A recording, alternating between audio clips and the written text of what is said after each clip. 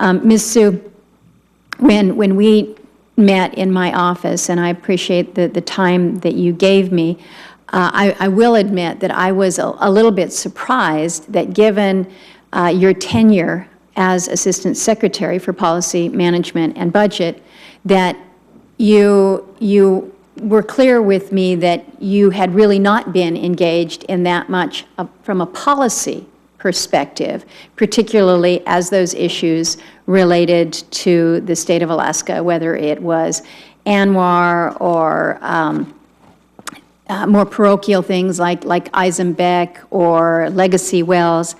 And I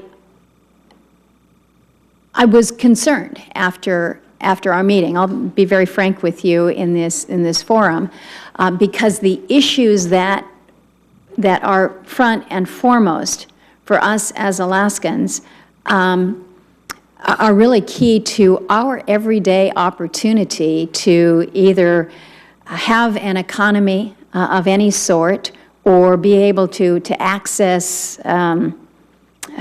just be able to access health care, which is what the Eisenbeck Road is all about. So I think you've got a pretty steep learning curve here when it comes to those policy implications on a state like Alaska, where the federal landlord is so present there. So I'm curious to know, in your current position as policy management and budget, how you describe the importance of what you have been doing versus what you will now be doing, which is really taking over the reins of some very significant agencies, whether it's Fish and Wildlife, whether it's BLM, whether it's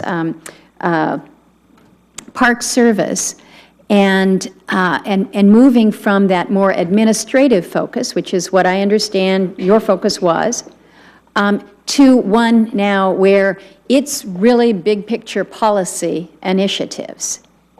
Can you give me the level of comfort that I'm seeking as you are presenting your credentials for this nomination? Ranking Member, thank you very much for that question, and also for the opportunity to take so much time out of your schedule to meet with me. I found the meeting incredibly helpful, and if I wasn't clear in articulating the role that I have at the department, how it intersects with policy, let me take the opportunity now to talk a little bit more about that. As the Assistant Secretary for Policy Management and Budget, again, I'm primarily responsible for budget formulation and execution. As you know, as an appropriator, oftentimes the budget process is the tail that wags the dog. So I've been involved in every single one of the major policy priorities, from Secretary Salazar to now Secretary Jewell, and ensuring, again, we have the resources, and the resources are deployed in such a way that we can stand up those priorities: energy priorities, conservation priorities, youth priorities. So I have been engaged on policy at those levels, but I have certainly not played the kind of role that my colleague, Mr. Boudreau, has played as kind of more the forward-facing policy role as it relates to any of the segments of the department.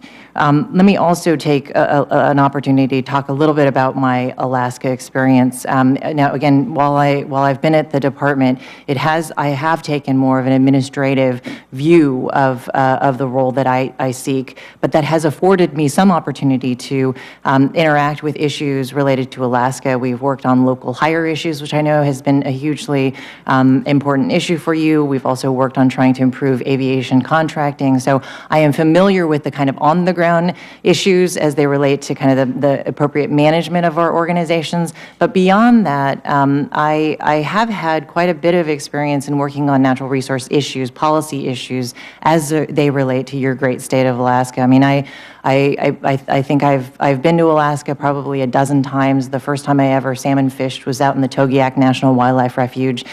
Some of the grants that I was referring to when I answered Senator Barrasso's question were grants that we made in Alaska, and let me point you to two in particular.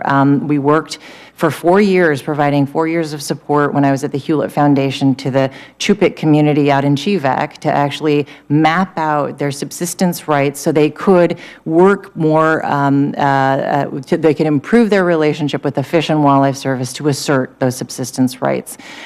We worked on a variety of different issues in Southeast Alaska as they related to the Tongass Roundtable, working with local timber owners as well as mayors to try to figure out a way to come together to preserve the opportunity of that industry while trying to create an opportunity for long-term conservation. Those types of balanced approaches not only, I think, represent the kind of policy vision I have for the role that I will take, but they also represent, I think, perhaps a little bit more knowledge about Alaska issues, about communities, about Native people than I was able to convey during our meeting.